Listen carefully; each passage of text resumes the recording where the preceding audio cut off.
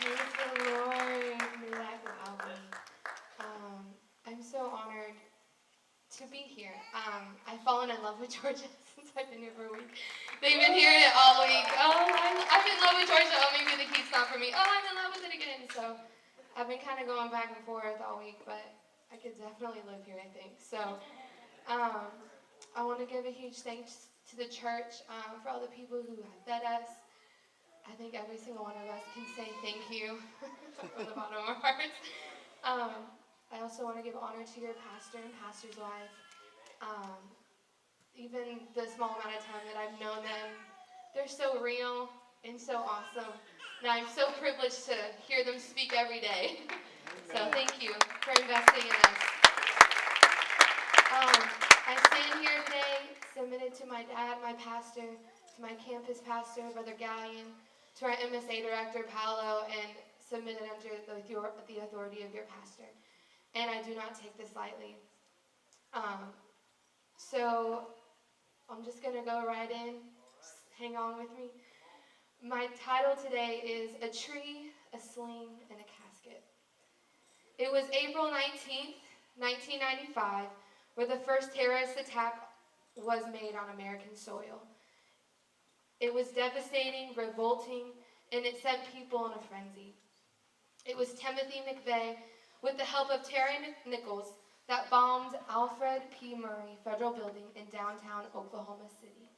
It killed 168 people. It injured more than 680, and it also damaged 328 buildings within a 16-block radius. Though the city went into absolute chaos, I'm sure you can imagine, echoed by destruction, by debris, there stood a tree.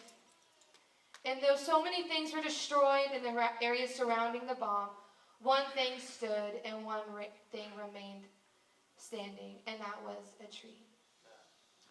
Now in this world, this nation, this city, it's also in a frenzy. It's in utter chaos. It's in destruction by the enemy of this world. The devil and his kingdom has all forces in gear to try and deceive this world and to bring this world into false ideas, false philosophy, and false doctrine. We have abortions, sending unborn innocent children into death. It's said that 20% of all pregnancies will end in abortion. We have millions of children dying before they even enter this world. It's against the Word of God, and it's against what God has designed as natural and holy and righteous. Homosexuality is creeping its way into churches. Churches are even saying that they'll accept them. And just the other day, Brother Waldron, while we were driving around Albany, was pointing out a church where he's like, yeah, they're actually accepting homosexuality. It's okay now. And not that we're saying, oh, we won't accept them as a person, but we're not going to accept that sin. We're not going to accept the abomination to the Lord. But yet it's creeping its way. It's creeping its way into the church. Our doctrine, people are believing in something that's not of God or His Word. Brother Waldron was talking to us about how there are apostolic ministers who are letting evolution and man-made philosophy to creep to our doctrine, our holy doctrine that set us apart from this world and set us apart from the vain ideas in this corrupt world. And people, as we see, are giving heed to the whispers of the devil through all these vain ideas. In 1 Samuel chapter 17, we see the battle of the Philistines and the Israelites. We see the Israelites becoming intimidated by this challenger, Goliath, the champion of all the camp of the Philistines. They got distracted by what the enemy was throwing their direction and gave into the lies. Here comes along David, though. He sees this giant, and all he seems to conjure up is, who is this uncircumcised Philistine? He didn't see his weakness. He saw their lack of covenant. Like David, the only reason this tree stood standing was because of his root system. Today, going back to the tree, they actually, after the aftermath, the people of Oklahoma City wrote on the tree a tribute saying, "The spirit of this city and this nation will not be defeated. Our deeply rooted faith sustains us." Like I said, our world is spiraling out of control, and the only way we're going to withstand the wiles of the devil, and the only way, like David, we'll be able to actually make a stand and defend the faith is if our root system is rooted deep within the Word, within truth, within holiness and righteousness. David got a hold of this as he stood up to the giant of his world, took a stand for righteousness without backing down. As the enemy seemed bigger than him, seemed intimidating, and was even cursed down by the enemy. By the enemy, he knew that the God he served favored him. He could stand because of the roots he made in the backside of a field, somewhere herding sheep. He knew there was a cause worth fighting for. Though this world tries to deceive us with the false doctrines, with vain philosophies, immorality, and trying to blur the lines to what God has stated as law that is forever settled. Thank you, Jeremiah. We must be like David and contend for the faith and stand up for what's right and fight.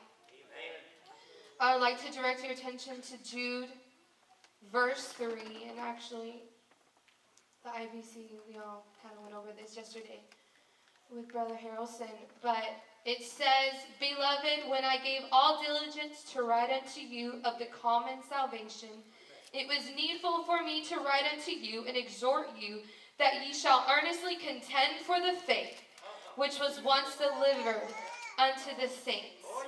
So here is the Greek word that the word contend literally means to be in agony.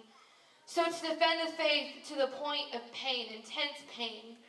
So what does a tree, a sling, and, one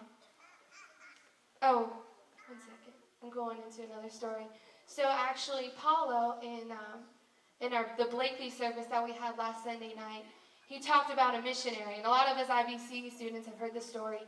It's about a missionary who goes over to Africa, and he brings a casket alongside him, because he knew that when he went there to the people that he was called to, it was either life or death.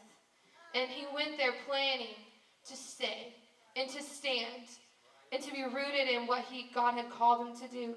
The only way you'll be able to endure that pain of contending for the faith is if your roots are deeply planted in the field.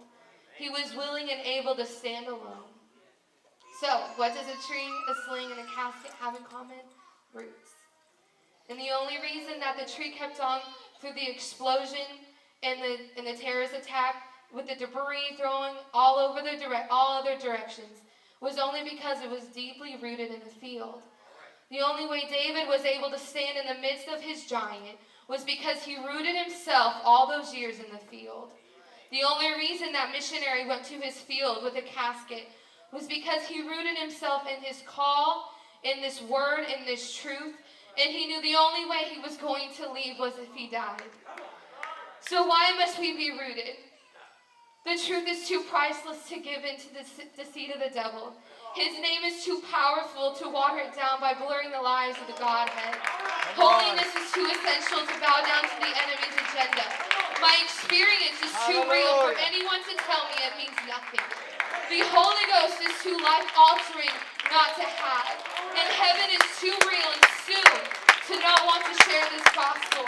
It will only take one generation for us to lose our apostolic doctrine and identity. And God forbid my children don't get to experience the same Pentecost that I did growing up.